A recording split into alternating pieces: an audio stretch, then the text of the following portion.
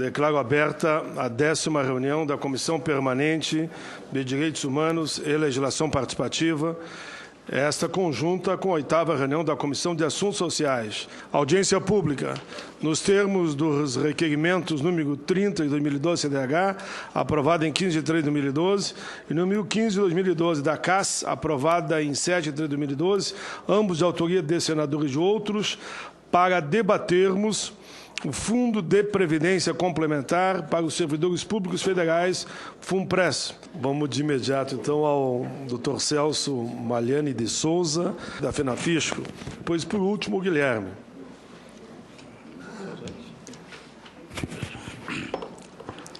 Bom, em primeiro lugar, boa tarde a todos, trabalhadores e trabalhadoras do serviço público, meus colegas do serviço público. Pois bem, queria saudar o senador Paulo Paim, meu conterrâneo, trabalhador, liderança sindical, que aqui chega, extremamente comprometido com o serviço público brasileiro, pela importância que esse serviço tem à sociedade brasileira.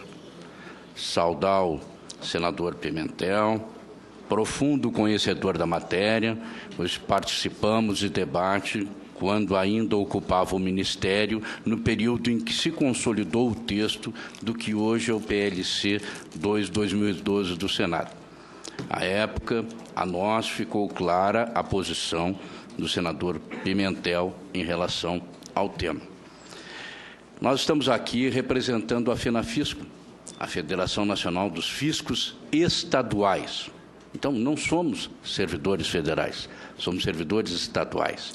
Estamos aqui porque a FENAFISCO compôs uma comissão de estudos previdenciários e a diretoria da FENAFISCO nos encaminhou para esse debate, dando conta da importância que vai ter no serviço público no país, no Brasil, haja visto o paradigma que representa o FUNPRESP para a aposentadoria dos servidores públicos no Brasil e, obviamente, para o serviço público no Brasil e para a qualidade e quantidade de serviço público que receberá a sociedade brasileira. Foi dito ainda há pouco pelo representante de uma associação de juízes, da importância do comprometimento desta carreira e de outras carreiras de Estado com o munus público que representa atuar no Estado em favor da sociedade. Como estarão esses servidores ao final de carreira com um benefício indefinido? A FENAFISCO está aqui bastante preocupada com o avanço desta questão.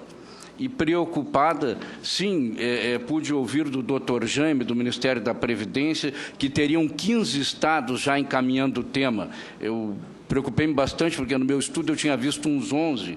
Se são 15, a coisa já se avançou um pouco mais do que se esperava. Importante se colocar que todo o debate de técnicos de alto nível que ouvimos aqui sobre a proposta contida no FUNPRESP deixou muito claro, inclusive sobre as pessoas que defenderam a posição do governo no projeto, deixou muito claro que o FUNPRESP não se presta, a proposta não se presta à prestação a pagamento de aposentadoria para ninguém. A proposta vai gerar um novo veio de investimento, vai reduzir os custos com o pessoal da União, vai reduzir o déficit previdenciário. A proposta, então, ela se presta à solução de um conjunto enorme de problemas, mas em nenhum momento, objetivamente, essa proposta vem e diz: e isto vai se prestar ao pagamento da aposentadoria dos servidores públicos hoje na União e no futuro nos demais segmentos da administração pública desse país. Sim, a gente pôde verificar com veemência o doutor Jaime representando a União, dizendo que os resultados serão extremamente alvissareiros se esse fundo navegar em mar de almirante e voar em céu de brigadeiro pelo período de 35 anos, resultará num percentual de X% o pagamento do que seria o complemento das aposentadorias dos servidores públicos. Pois bem, nós temos a emenda do senador Demóstenes Torres, que é a emenda 29, que está posta aqui no Senado, onde a proposta é que o governo garanta o pagamento dos benefícios proposto pelos FUNPRESP. Então, uma bela oportunidade do Executivo, né, através da emenda do senador, né, de garantir os pagamentos em que ele tanto confia. Entretanto, os riscos estão com os servidores. Alguns, então, todo mundo falou que o risco é total dos servidores. Se nós, todavia, analisarmos a história dos Montepios, nós vamos ver que não há risco, a certeza de que não haverá aposentadoria a receber ali adiante, pelo menos proximamente parecida com o que era a recompensa do servidor durante a vida funcional. É preciso que se tenha claro que aquele servidor que se qualifica para a prestação do serviço público à nossa sociedade, se preparando nas universidades, fazendo a sua graduação, sua pós-graduação, enfim, toda aquela preparação necessária, se especializando no serviço público durante a vida funcional, em cumprimento da lei, arriscando a própria vida e integridade física, quando chegar no momento da sua aposentação, merece pelo menos uma recompensa que lhe garanta minimamente um padrão de vida parecido com aquele que teve durante a vida funcional. E o que faz o FUNPRESP? O FUNPRESP joga, sim, o servidor à sua própria sorte, porque impõe a ele um regime de contribuição definida e benefício indefinido. A FENAFISCO estabeleceu algumas premissas para o debate, mas não posso deixar de chamar a atenção por uma expressão que o doutor Ricardo Pena Pinheiro, assessor da Secretaria Executiva do Ministério da Fazenda, usou durante a sua colocação e, obviamente, está gravado nos anais da reunião. Disse o doutor Ricardo: se o participante viver além da data estipulada, então haverá um seguro para... Então, veja bem, se o participante viver além da data estipulada, tem data prevista para morrer, pessoal. O FUNPRESP é isso. Se não morrer rápido, a contribuição acaba. É isso que nós estamos querendo legar àquelas pessoas encarregadas de levar o serviço público para a nossa sociedade, em especial para os menos aquinhoados, que tanto dependem da tutela jurisdicional, do fisco, da segurança pública. Não pode ser isso. Nós temos certeza que aqui nessa casa, no Senado, em especial, e não é por estar na presença do senador Praim, que sempre tanto defendeu os trabalhadores desse país, e também, por que não, os trabalhadores do serviço público, e nós somos trabalhadores. Eu comecei a minha vida profissional em fevereiro de 1969, pessoal, contribuindo sobre um limite que seria de até 20, na época se dizia até 20 salários mínimos. Esse mesmo limite sobre o qual eu contribuí mais de 10 anos, depois se transformou em 10 salários mínimos, depois em 8, depois em 7, e hoje são 6,27 salários mínimos. É preciso que se tenha claro que esta é uma espiral decadente que vai colocando com o tempo não garantir o futuro de ninguém. Dizia ainda, então, o doutor Ricardo Pena Pinheiro, que haverá, sim, uma cobertura mínima do Fundo de Previdência no caso de o participante viver além da data estipulada. Então, pessoal, é muito importante vocês conhecerem a data estipulada. Talvez com um pouco de coragem, se não tiverem um bom humor, alguns de vocês, como foi dado o exemplo na Europa, nos Estados Unidos, venham até a pôr fim à própria vida para não se submeter a uma condição a qual não viveram durante a sua vida fora. Eu sei que é muito triste falar nisso, eu acho uma oportunidade extremamente importante que o doutor Paim que o senador Paim está propiciando aos trabalhadores do serviço público, e é uma honra estar aqui falando a vocês, mas não é uma alegria, porque nós estamos falando de algo muito ruim que vai acontecer com o serviço público e naturalmente, com o tempo, o serviço que vai ser devolvido à sociedade, com certeza não terá a mesma qualidade que aquele que é devolvido hoje. Pois bem, a FENAFISCO coloca algumas questões básicas. Nós queremos modernizar a legislação nesse termo, e os servidores, os trabalhadores do serviço público não querem que a sociedade venha a pagar o que hoje, num processo midiático de demonização da imagem do servidor público, é chamado de privilégio. Não, os servidores públicos não querem privilégio. Eles querem uma aposentadoria real e autossustentável. Por que partimos de um princípio de contribuição definida, ignorando a possibilidade de trabalhar com benefício mínimo definido e contribuição mínima definida?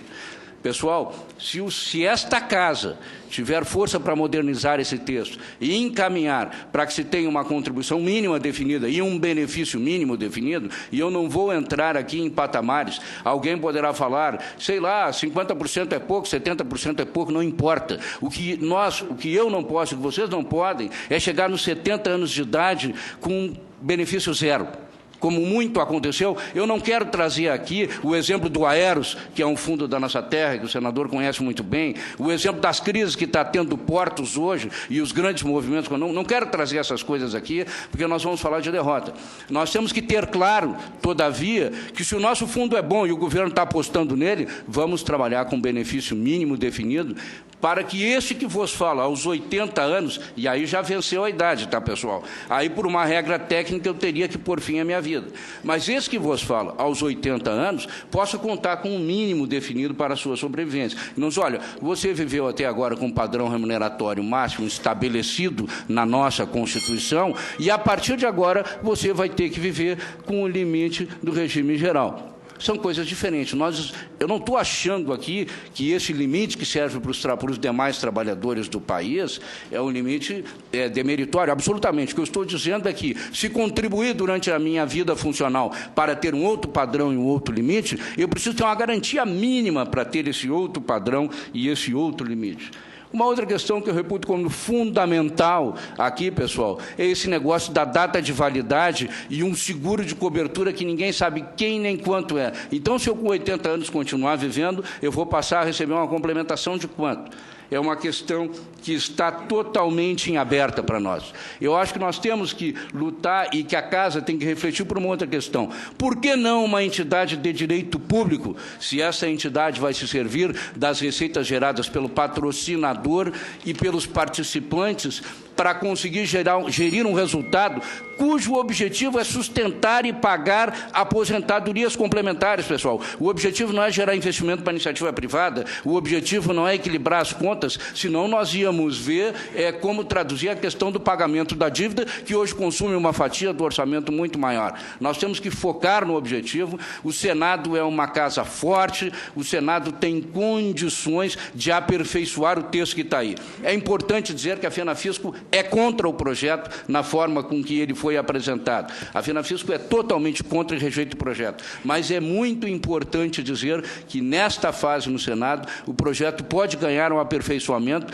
que tire dele os seus piores problemas. Benefício indefinido, pessoal. Não há como você trabalhar uma vida em busca de um benefício indefinido. A entidade de direito público não está sujeita à quebra. Logo vai chamar o governo para responsabilidade na gestão junto com seus pares, os servidores. É impossível você botar data para o servidor morrer. Nós precisamos aperfeiçoar esse e tantos outros temas dentro da Casa. Meu apelo, senador Paim, meu apelo, senador Pimentel, o senhor que é profundo conhecedor da matéria, é preciso avançar nas posições sobre o tema e se preocupar com o serviço público nesse país. Eu peço desculpa a todos vocês porque o tema é lastrado no tempo, mas eu quero dizer que o tempo que nós estamos gastando aqui só trata, talvez, do primeiro momento do resto das nossas vidas. E talvez por isso ninguém tenha levantado daqui sabendo que para isso nós teremos todo o tempo do mundo.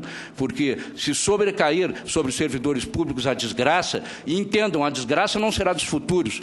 Quando a despesa previdenciária da manutenção desse novo fundo pressionar as contas públicas, a nossa paridade está ameaçada, a nossa aposentadoria está ameaçada, e eu diria a vocês que no médio prazo ela com certeza será em parte derrubada. Obrigado pela atenção, desculpa passar do tempo, senhor.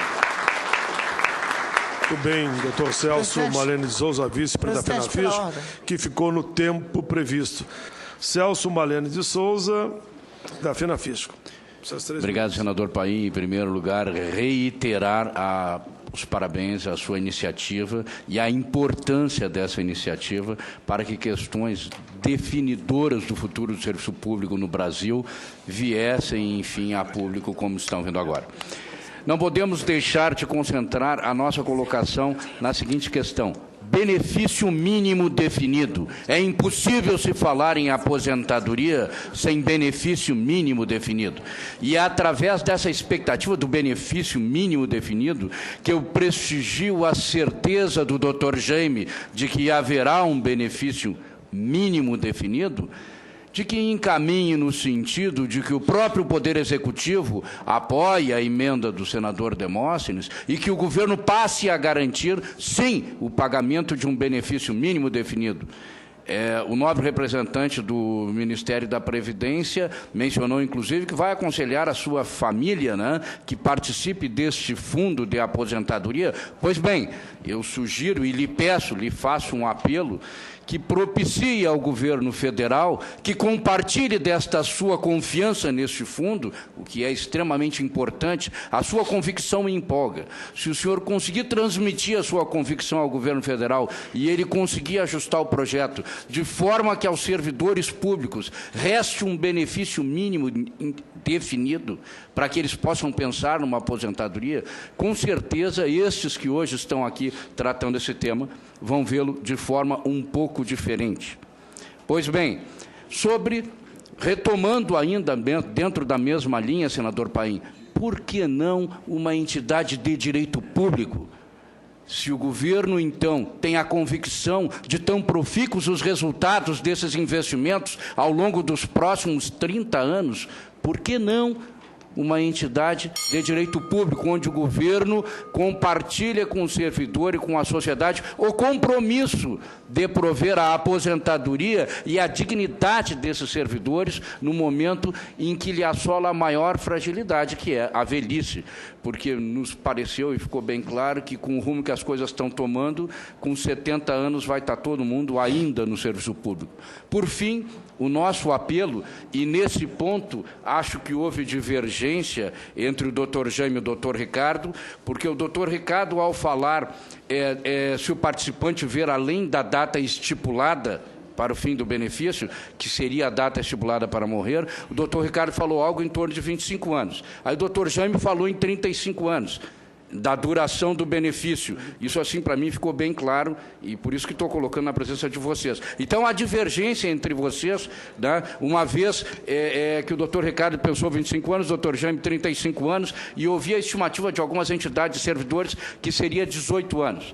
De qualquer forma, qualquer um desses prazos fala em data de validade para a vida do servidor público com dignidade. O apelo que lhe faço, senador Paim, é que consiga, sim, fazer repercutir dentro da Casa, do Senado, para que ao servidor público não seja imposta uma data de validade para viver. Muito obrigado.